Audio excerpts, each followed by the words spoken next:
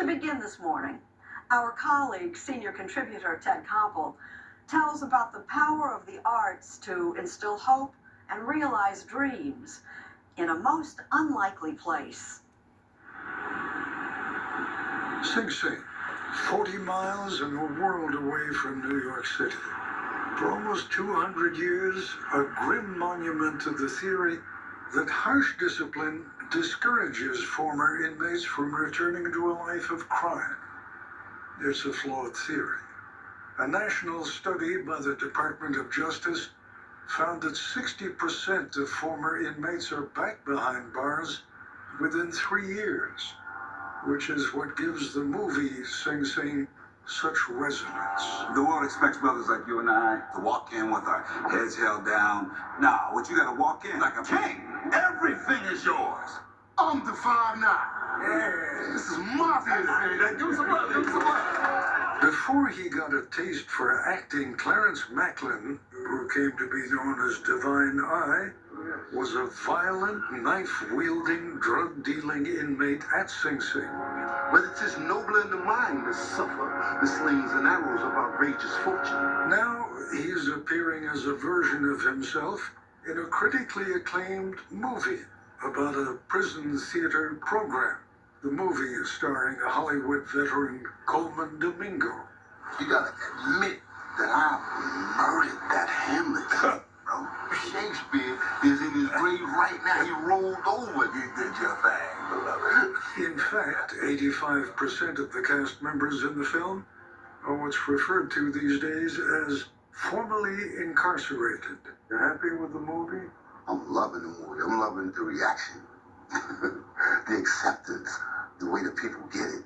Well, it's got to be a big change for you. I mean, you were always the outlaw, and now you're the star. Yeah, it is a big change. It's a beautiful thing. On a recent evening in November, we visited Sing Sing prison with Macklin and John Whitfield, the man he credits for his transformation. Whitfield, known as Divine G, was an award-winning author in prison and a founding member of Sing Sing's theater program. This is the man Coleman Domingo portrays in the movie. Without this guy, Oh, he would still be in and out of prison. Never would have changed my life had it not been for this brother being in his tenacity about getting me into the program. getting him into the program, RTA, Rehabilitation Through the Arts, that took some doing. But he eventually came around, and he came down and he experimented. And the minute he got on that stage and got bitten by the bug, I couldn't shut him up. The two Divines, both out of Sing Sing for a dozen years now, returned as guests to meet with members of the current RTA class and a couple of civilian volunteers. Perhaps nowhere in the world are the actual Divines better known and more widely admired than here. I ain't been listening about 12 years, man. This was a warm-up exercise, and the Divines jumped right in. Chicken, Fried. Rice. Chicken, Fried. Rice. chicken, Fried. Rice. chicken, Frank. rice. Now, hold on. Somebody explain to me what the hell that was all about. It's definitely about communication, about keeping eye contact, and we use that particular exercise so that when we're on stage, we try not to step over everybody's lines. So you got to pay attention. And it helps you remember where you came from, because all we had was chicken fried rice. The laughter may be especially jarring to the victims of their crimes or to the families of those victims. What, to put it more bluntly, does society get out of these RTA programs? Here's one answer. The staggering number of former inmates back in prison 3 years or less after their release, that 60% recidivism rate, is just 3% for those who stayed with the Rehabilitation Through the Arts program.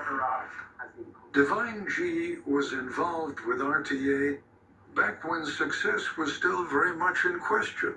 I would think that the first reaction would have been laughter. It was. Some people looking at us like we had four heads. I mean, crazy, man. Going on stage talking about to be or not to be. We didn't force feed it that fast. You know, we have to do it incrementally. None of it would have been possible without volunteers from the outside. Little by little, that getting into the character, first step in empathy. And I see the guys eventually saying to one another, what do you think your character feels? Almost 20 years ago, Brent Buell volunteered long days at Sing Sing to direct the play that's at the heart of the film. Hold up, did you do it? Because we all fell asleep. He's portrayed in the movie by Oscar-nominated actor Paul Raci. I want to see Hamlet come out here, take the stage and say, hey. The guys said they wanted to do something with Robin Hood, they wanted something with Egyptians, they wanted something with the Old West, they wanted something with Freddy Krueger, they wanted something with gladiators. They wanted a comedy that didn't exist. So Buell wrote it for them over one long weekend and called it Breaking the Mummy's Code. When they first read it, it'd be like this. Oh, we are the merry men of Sherwood Forest. And I'd say, it's a comedy? Buell recalls one particular breakthrough moment. The play takes place in the Black Plague, and the men have been dying, and a lot in common, the Egyptian priest says, just then, the bodies begin to rot. and one of the men inadvertently let out a very loud sound. Yes. And the guy started to laugh. Well, then everybody was making rotting noises and things. And they all had permission to be funny. And that was really a turning point in how the whole cast began to see that this is a comedy and we can really have fun.